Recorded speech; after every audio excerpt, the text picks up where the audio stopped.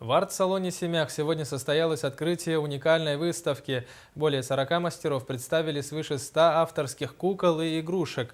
Чудо-изделия изготовлены из разных материалов. Мастера искусно делают куклы из пластика, войлока, а также используют полимерную глину. По словам организаторов, изготовление кукол по-своему особенный вид работы. Мастер-кукольник – это и художник, парикмахер и визажист.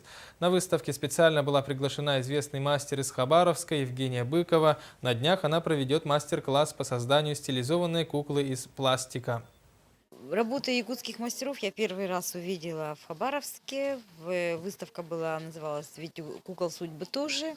Привезли вот прошлым летом они работы. То есть, меня вот сразу покорило как бы очень такое как бы ярко выраженное национальное начало, да, что в куклах есть вот это вот отсыл и к эпосу, к якутскому, и к традициям, к национальным. Мы планируем тоже в Хабаровске в конце февраля в Дальневосточном художественном музее большую кукольную выставку и из фондов музея, и авторскую куклу хотим представить. Очень бы хотелось, чтобы якутские мастера приехали.